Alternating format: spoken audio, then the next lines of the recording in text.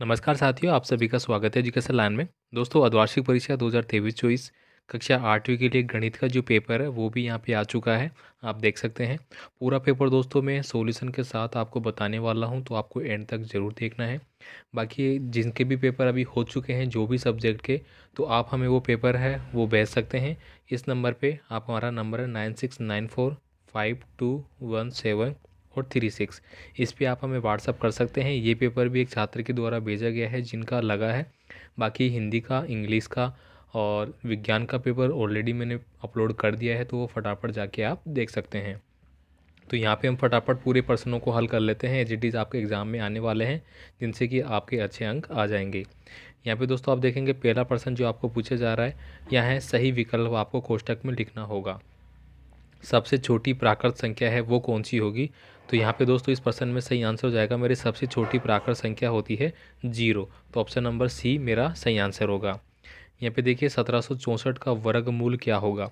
दोस्तों मैंने पहले भी आपको मैथ हल करवाई थी, उसमें मैंने आपको ऑलरेडी बताया था कि आपको वर्गमूल जब भी पूछे तो एक छोटी वैल्यू है वो निकालनी होगी। अब यहाँ पे 1764 है। अगर दोस्तों मैं 40 की बात करूँ, 40 को 40 से मैं गुणा करता हूँ तो 0 और ये भी 0, फिर मेरा 0 आएगा, फिर मेरा 0 आ जाएगा, 416। तो 40 का तो 1600 होता है मेरा, ठीक है, 1600 होता है ना। तो 42 का कहीं ना कहीं 1764 हो सकता है क्या? तो हम एक बार करके देख लेते हैं यहाँ पे, ठीक है। 2 दूनी 4 का ये 4 और 4 दूनी 8 आ गया मेरा, ठीक है। 4 दूनी 8 आ गया मेरा, 416 आ गया मेरा। अब यहाँ पे देखिए 4 तो ऐसे कैसे आ गया, 8 8 16 का कितना हो गया, 6 हासिल की, 1 लग गई मेरी यहाँ पे, ठीक है। ठीक है, हासिल की 1 लग गई, तो यहाँ पे मेरा 6 था 16 का, तो यहाँ पे 17 हो गया मेरा, तो 1764 बन गया। तो बिल्कुल सही आंसर हो जाएगा यहाँ पे 42 वाला। नेक्स्ट देखिए यहाँ पे 729 का घन है, ठीक है। तो यहाँ पे घन है नहीं पूछा, यहाँ पे गलत हो गया, यहाँ भी घन मूल पूछा है, ठीक है। तो 729 का घन मूल क्या होता है मेरा? देखिए 7 को मैंने 7 से गुणा किया 3 बार, 7 7 49, और फिर 7 से गुणा किया तो 9 7 63 हो जाएंगे, जबकि ये तो गलत हो गया। यानी कि मेरे को 9 को लेकर चलना पड़ेगा। 9 गुणा 9 गुणा 9, 9 नाम 81 हो गया मेरा। फिर मैंने वापस से 9 से गुणा किया तो 9 एकम 9 और 9 8 72, मतलब 729 निकल गया। तो ये बिल्कुल 9 वाला मेरा सही आंसर है। प्रश्न में थोड़ा सा मिसप्रिंट है, यहाँ पे ये पूछा गया है कि घन मूल, ठीक है। अगर घन पूछता तो वो आपसे 9 का घन पूछता क्या होगा, तो फिर वो आता मेरा 729 वाला, ठीक है। नेक्स्ट देखिए अगला क्वेश्चन है, जिस त्रिभुज की सभी भुजाएं समान होती है उसको अपन कौन सा त्रिभुज बोलते हैं? तो उसको हम क्या बोलते हैं भाई? समबाहु, विषमबाहु, समद्विबाहु, इनमें से कोई नहीं। तो समबाहु त्रिभुज, यानी कि इस प्रकार से मैंने कोई त्रिभुज बनाया, तो ये भुजा और ये भुजा आपके सभी बराबर है, तो ये मेरा क्या हो जाएगा? समबाहु त्रिभुज, ठीक है।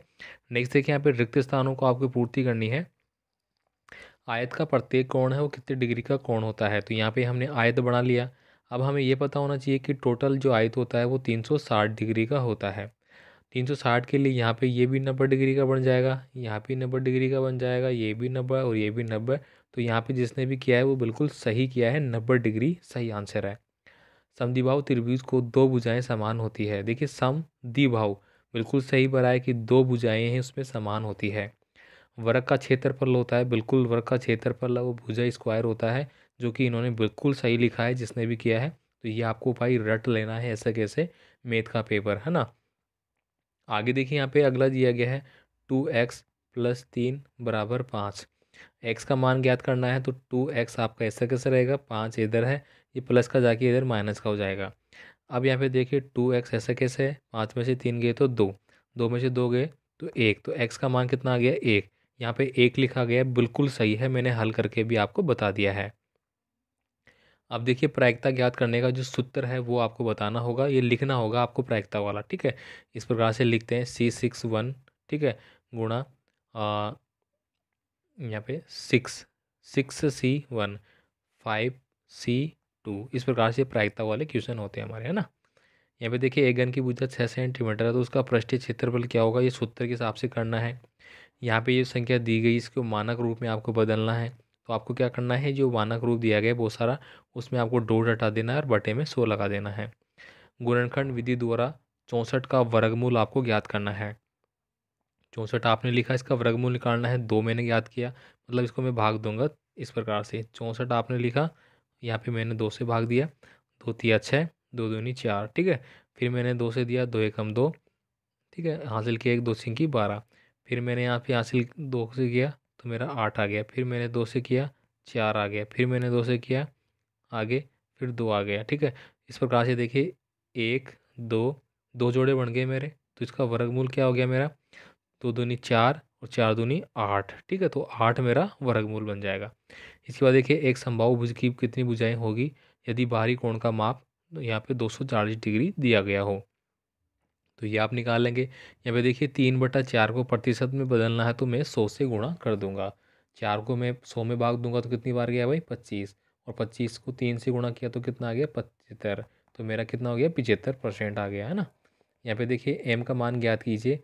यहाँ पे एम का मान कैसे ज्ञात करेंगे, आपको 5m और ये भाग दिया गया, यहाँ पे भाग है शायद, ये प्लस है, हाँ भाग है, 5⁻³ बराबर 5⁻5, इस प्रकार से दिया गया है, ठीक है। तो आप इसको इजीली कर पाएंगे। 5m/5⁻³ थी ना ये प्लस है माइनस है, थोड़ा सा डिफिकल्ट है, सब दिख ही नहीं रहा मेरे को तो पेपर में प्लस है क्या, ठीक है 3 मान लेता हूँ मैं। तो यहाँ पे 5⁻5 दिया गया है, 5 के बार, ठीक है। अब आपको ये घातों को आपस में काट देना है, बाकी फिर इस हिसाब से आपका आंसर आ जाएगा। अभाज्य गुणनखंड विधि द्वारा 512 का घनमूल है वो ज्ञात करना है। अभाज्य गुणनखंड जैसे अभी अभी किया था हमने, 512 है, ठीक है। वैसे इसका 6 गुणा से का 36, फिर 6 से गुणा करूँगा, 6 का 36, हासिल की 3 36, 18 19 20 21, 316, ये तो नहीं होगा इसका, इसका होता है 8, ठीक है। 8 × 8 64 हो जाएगा। फिर 8 से गुणा करूँगा, 832, 8 से 48, और हाँ 8 इसका वर्गमूल निकल के आएगा, ठीक है। अब यहाँ पे जो लास्ट वाली संख्या दी गई इसमें से आपको घटाना है तो आप ये इजीली कर पाएंगे। इसके बाद देखिए यहाँ पे अगला क्वेश्चन है, किसी समचतुर्भुज का विकर्ण आपको दिया गया है 7.5 सेंटीमीटर और 12 सेंटीमीटर, तो इसका क्षेत्रफल आपको ज्ञात करना है। देखिए समचतुर्भुज दिया गया है मतलब समान है इस प्रकार से, ठीक है। इसका विकर्ण जो आपको है ये वाला वो दे दिया गया है 7.5, और इसकी जो रेखा है वो 12 दी गई है। सम मतलब सारी संख्याएं बराबर है, ठीक है, ये बराबर मान लिया मैंने।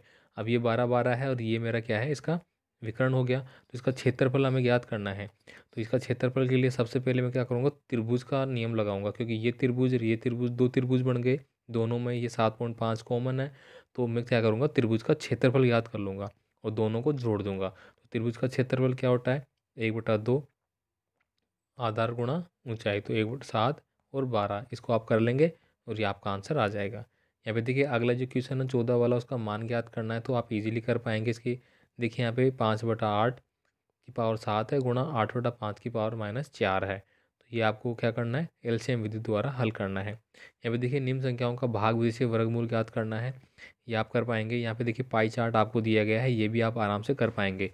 तो कुछ प्रश्नों को मैंने थोड़ा सा स्किप किया है जो कि आप आराम से कर लेंगे, आप देख लेना बुक में। तो ये पूरा पेपर मैंने बता दिया है, 8th के लिए आया था मेरे पास, ठीक है। और मैथ का इसके अलावा हिंदी का और इंग्लिश का पेपर मैंने बता दिया है ऑलरेडी जो आए हैं, तो उनको भी आप ज़रूर देख लेना। मिलते हैं अगले वीडियो में, धन्यवाद।